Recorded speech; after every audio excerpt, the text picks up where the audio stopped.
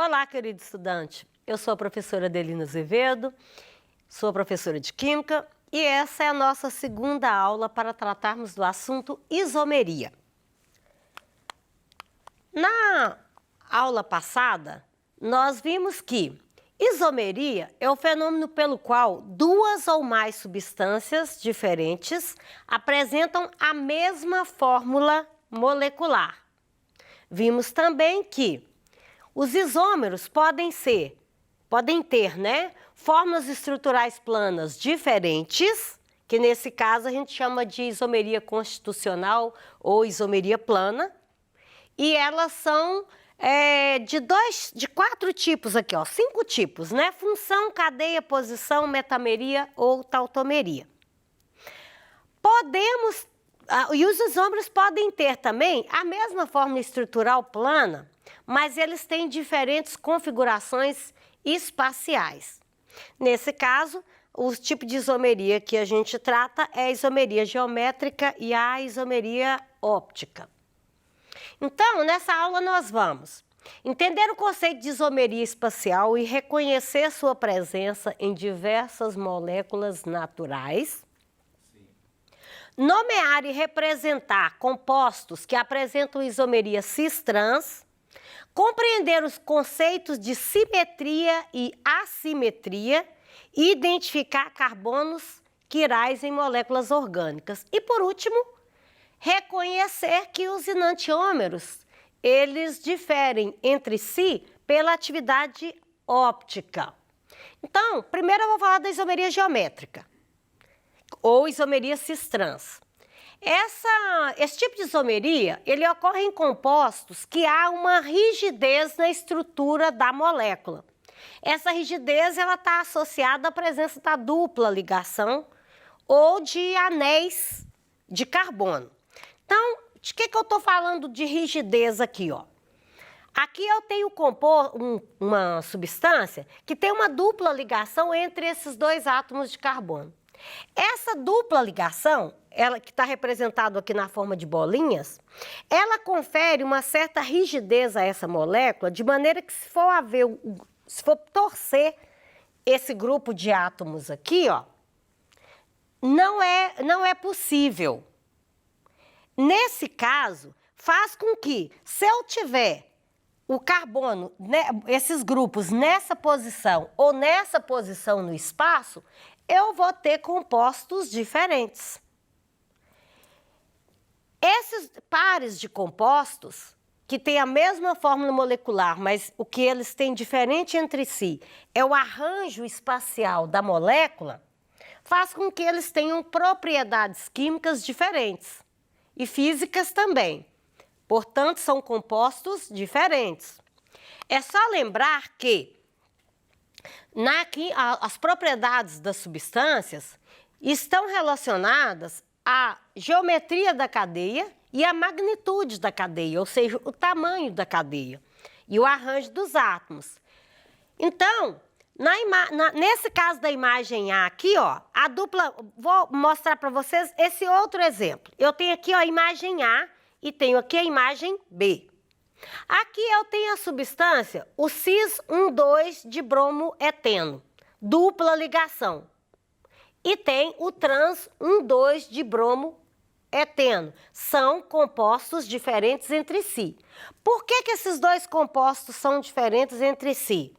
Porque o fato de ter uma dupla ligação entre esses carbonos não permite que há esse giro entre esse grupo de átomos. Então, porque esse grupo aqui, essa dupla, confere uma rigidez na molécula.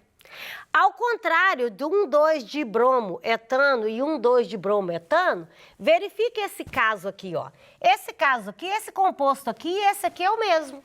Porque esse grupo aqui pode ser girado. Porque a ligação é o quê? Simples. Então, esses dois compostos são o quê? Essas duas moléculas aqui são iguais, está representando um mesmo composto. No entanto, essas duas moléculas aqui, embora tenham os mesmos átomos, os mesmos elementos químicos, elas estão representando substâncias diferentes. Agora, em termos de propriedades físico-químicas dos isômeros geométricos, veja bem a diferença entre eles, né? Em alguns isômeros, os substituintes ligados aos átomos de carbonos insaturados são átomos ou grupos de átomos muito eletronegativos. Isso faz surgir uma diferença de polaridade em torno da dupla ligação. Desenhando. Eu tenho aqui o cis 1,2 de cloroetano. O cloro é um elemento muito eletronegativo, bem mais eletronegativo que o carbono. Então, no cis, esses dois grupos iguais estão de um mesmo lado do plano. Como que você olha esse plano aqui, ó? Traça uma linha imaginária, porque, na verdade, aqui você vai ter que imaginar tudo. Você vai ter que imaginar, inclusive, a posição, a existência dessa molécula no espaço e imaginar a posição de cada um desses átomos nessa molécula. Daí, talvez, a dificuldade sua na compreensão da química em si. Porque você, além de trabalhar com modelo, de moléculas, afinal de contas, não se vê molécula, não se vê átomo. Você tem que trabalhar com modelos.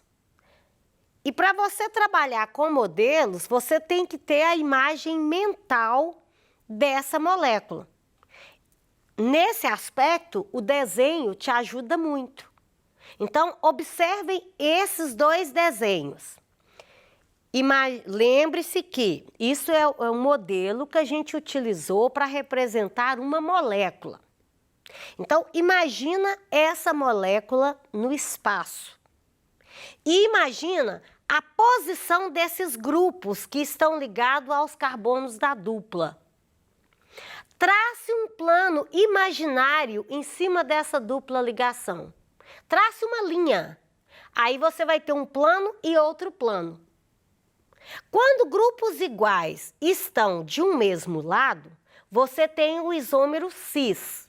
Quando grupos iguais ou semelhantes estão em lados opostos, você vai ter o isômero trans. Então, por aqui só você já vai ver que são compostos diferentes, em termos de estrutura da molécula. Agora, vamos verificar a questão das propriedades desses compostos. Nesse caso aqui, o cis, ele tem grupos semelhantes de um mesmo lado. Como ele tem grupos semelhantes de um mesmo lado, esses elétrons aqui, esses dois átomos aqui, ó, atrai a nuvem de elétrons para mais próximo deles. Então, aqui eu vou ter um acúmulo de elétron, eu vou ter uma nuvem eletrônica, um polo eletrônico, que eu chamo de... e que se eu for somar o momento, os vetores, né, de momento polar resultante, que é o que a gente usa em matemática para medir esses valores, eu vou verificar que isso aqui vai ser diferente de zero, porque um não anula o outro. Eu vou ter do lado de cá um acúmulo de elétron, o lado de lá um acúmulo de carga positiva. Ao contrário desse aqui, eu tenho atraindo os elétrons para lá e tenho atraindo os elétrons para cá. Ou seja, um vetor anula o outro, esse anula esse. E aqui os dois vetores não se anulam. Então, nesse caso aqui, eu tenho uma substância polar e aqui eu tenho uma substância apolar. Em termos práticos, o que eu posso deduzir disso aí? Essa substância aqui, ó, é uma substância solúvel em água. Essa não é uma substância solúvel em água. Então, no cotidiano, o que a gente enxerga é o fenômeno. Eu tenho dois compostos, que é formado pelos mesmos elementos químicos. Um dissolve em água e o outro não dissolve em água. Um é solúvel, o outro não solúvel. Qual que é a explicação para isso? Como que a química explica o comportamento dessas duas substâncias? A explicação é a seguinte: esses dois compostos são diferentes, mas eles possuem os mesmos elementos químicos nas mesmas quantidades. Mas o que tem de diferente entre eles? A posição desses elementos, que estão ligados ao quê? Ao carbono da dupla.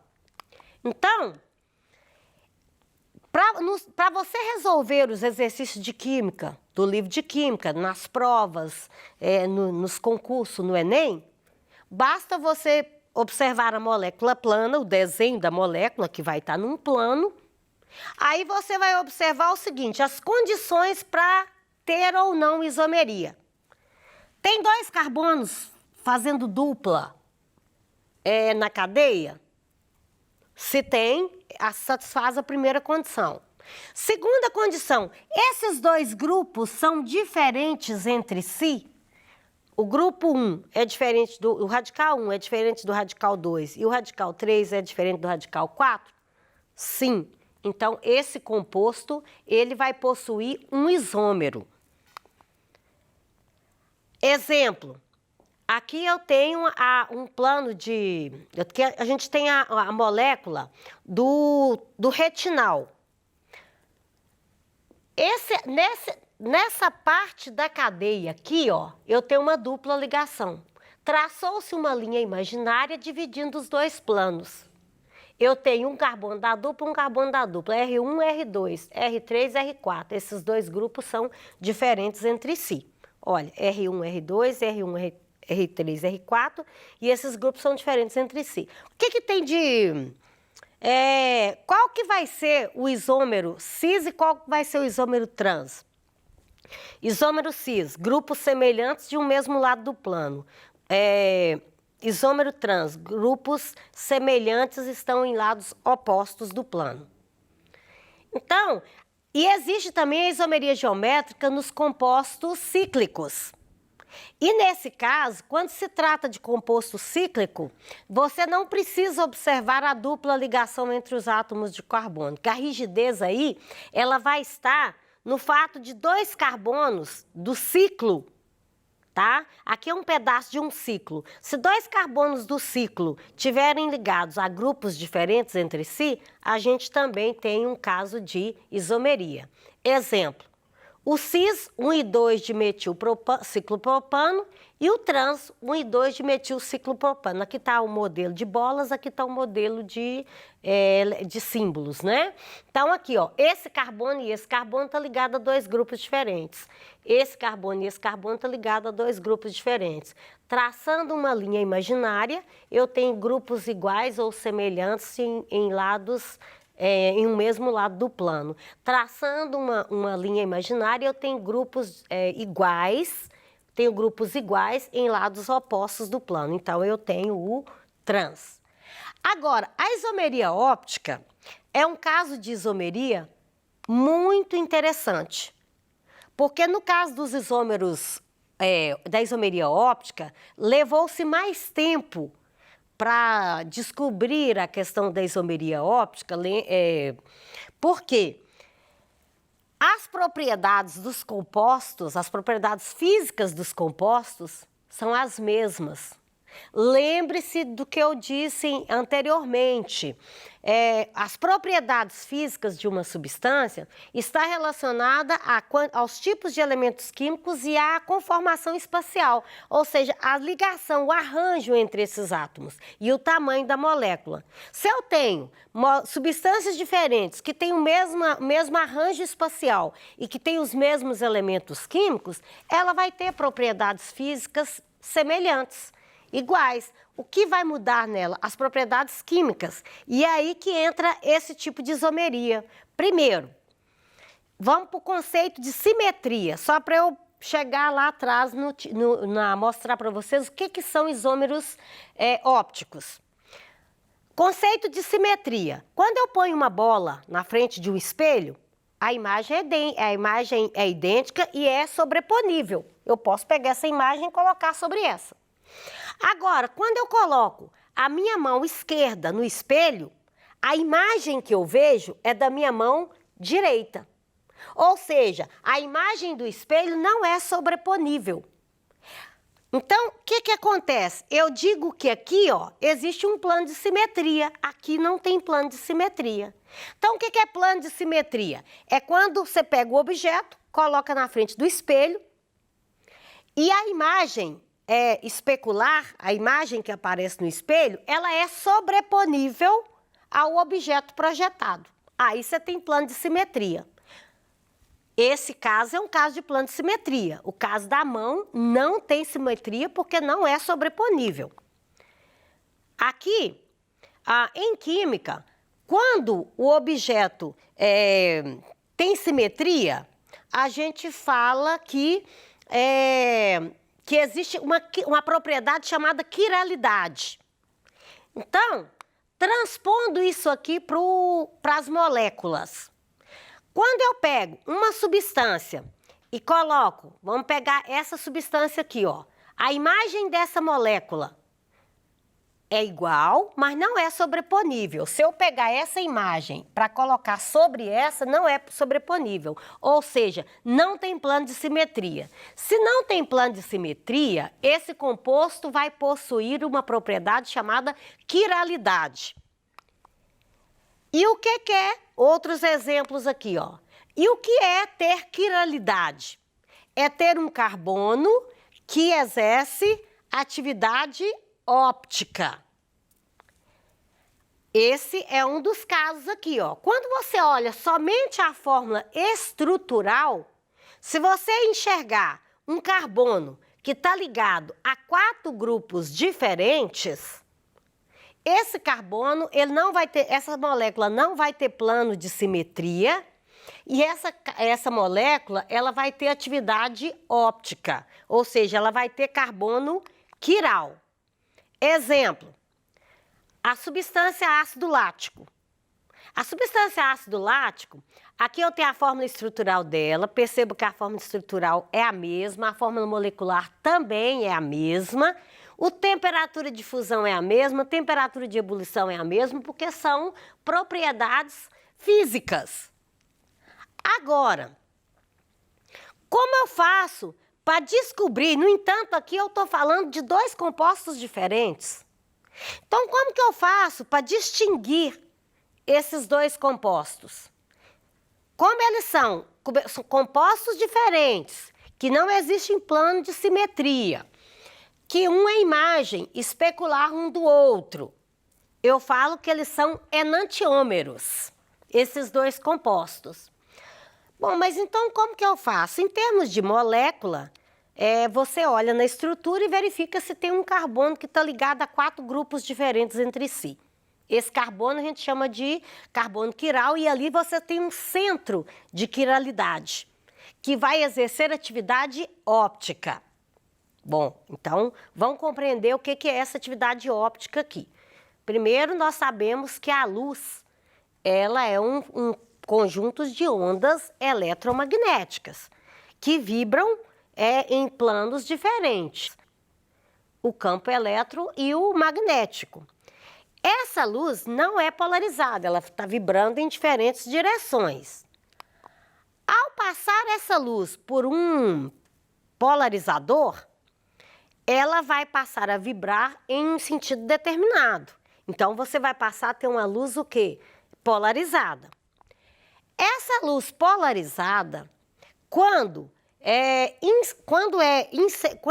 incendeia, né? Você coloca a substância no recipiente, incide sobre essa substância a luz polarizada, essa substância ela vai ter uma atividade óptica. Ela vai desviar a luz polarizada ou no sentido horário ou no sentido anti-horário. Conforme o ângulo de desvio da luz, aí dá para perceber qual composto que é, qual dos enantiômeros que são. Dessa forma, é possível detectar a presença de uma outra substância com a mesma fórmula molecular. E aí, nos laboratórios, existem alguns aparelhos chamados de polarímetros. Esses aparelhos, aqui eu tenho polarímetro, pega uma luz polarizada, pega a luz natural, passa por um polarizador, obtém a luz polarizada, pega essa luz polarizada, incide sobre um recipiente com a solução de enantiômeros, verifica-se que o observador e o ângulo, o desvio da luz, quando é dessa luz que foi incidida sobre a substância, se desviar para a direita, a gente tem o composto enantiômero destrógeno. Se virar para a esquerda, o levógeno, que são compostos diferentes entre si e que têm propriedades químicas diferentes. Percebam que o quão é mais difícil você perceber a questão da existência da isomeria óptica, porque é necessário a presença de uma luz para saber se o composto, se ele é o destrógeno ou se ele é o levógeno. Agora, em termos de vestibular, como que você faz para identificar? Observa a cadeia, localiza os átomos de carbono, verifica se no carbono está ligado a 4 grupos diferentes, as 4 ligações do carbono estão ligadas a 4 grupos diferentes. Se tiver ligado a 4 grupos diferentes, ali vai ser um centro quiral e aquele composto vai ter uma atividade óptica. Então, aqui estão as referências disponíveis, consultadas, né, para a elaboração dessa aula. Conte com a ajuda dos seus professores e espero que você tenha compreendido o conceito de isomeria trabalhado nessas aulas. Muito obrigada e até a próxima aula.